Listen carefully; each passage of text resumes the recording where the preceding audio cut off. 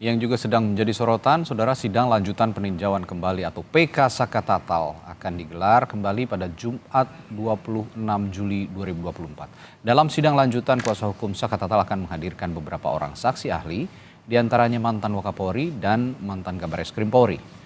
Sidang peninjauan kembali atau PK Saka Tatal perdana digelar di Pengadilan Negeri Kota Cirebon pada Rabu 24 Juli kemarin. Sidang PK dimulai pukul 10.45 waktu Indonesia Barat. Dan dalam sidang, kuasa hukum Saka Tatal menyerahkan beberapa novum atau bukti baru. Namun dalam sidang PK Rabu kemarin, pihak termohon yakni Jaksa Penuntut Umum belum siap menanggapi memori PK. Sehingga hakim melanjutkan sidang PK Saka Tatal pada Jumat 26 Juli 2024. Dalam sidang lanjutan, kuasa hukum Saka Tatal juga menghadirkan 8 atau 9 ahli, diantaranya mantan Wakapolri Ugroseno dan mantan Kabareskrim Susno Duaji. Pemeriksaan saksi yang akan kita ajukan ada sekitar 8 atau 9 orang. Namun ada ahli pidana, ahli forensik, dan berbagai ahli yang lainnya kan sesuai dengan kemampuannya. Ada juga Pak Susno akan datang. Ada. Pak Susno juga akan datang. Pak Ugroseno juga akan datang. Sementara itu, bila dibutuhkan, Liga Akbar juga siap menjadi saksi sidang peninjauan kembali Saka Tatal. Menurut Liga Akbar, kesaksian tentang berubahnya kronologis dan peristiwa hukum akan menjadi bukti permulaan tindak pidana atau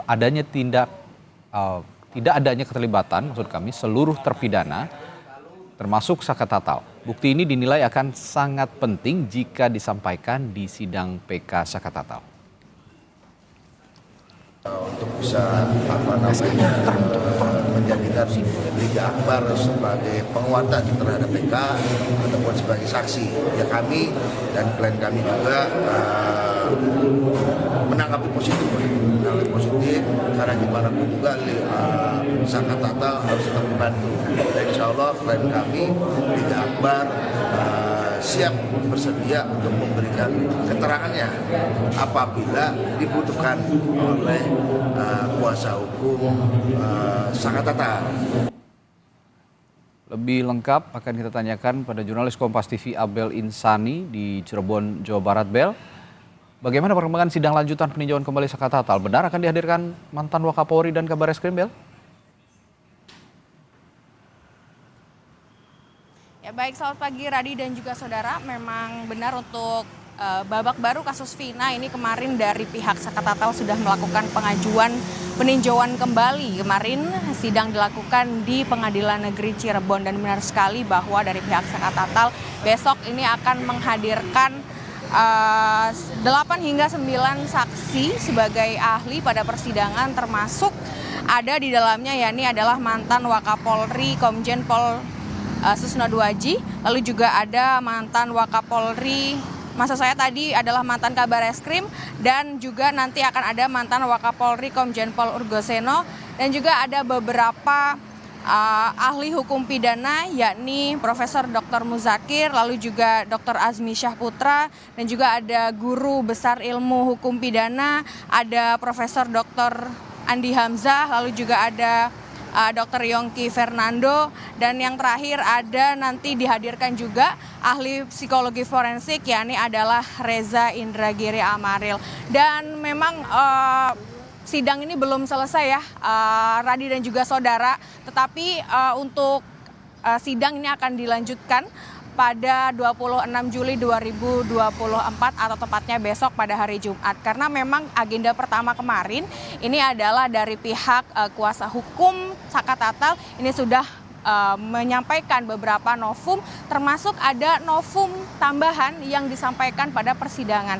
Nah, ada novum-novum tambahan yang disampaikan pada persidangan, termasuk salah satunya kemarin yang disampaikan oleh salah satu pengacara dari Saka Tatal, yakni Bu Titin, yang menyatakan bahwa ada perubahan peristiwa dari peristiwa kecelakaan menjadi peristiwa pembunuhan.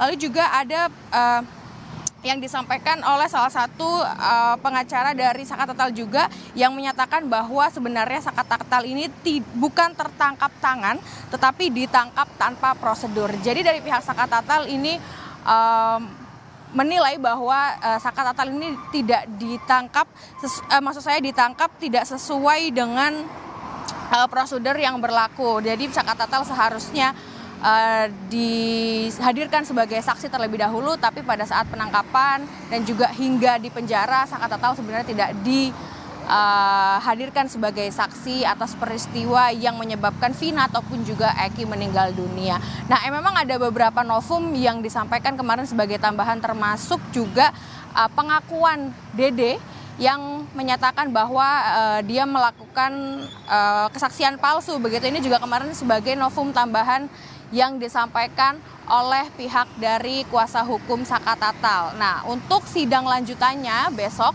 akan ada pihak dari jaksa penuntut umum yang akan memberikan tanggapan terkait dengan dokumen ataupun novum yang sudah disampaikan oleh pihak dari Sakatatal atau dari pengacara Sakatatal.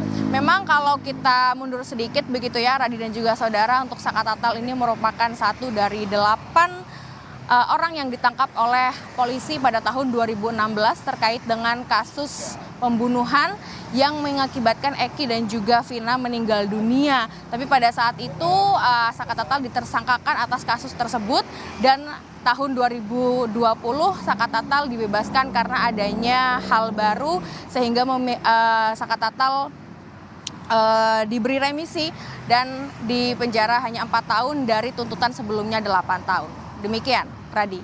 Baik, Abel Insani melaporkan dari Cirebon, Jawa Barat terkait perkembangan sidang PK yang akan kembali dilangsungkan, sidang PK Sakatatal pada Jumat 26 Juli mendatang. Terima kasih, Abel.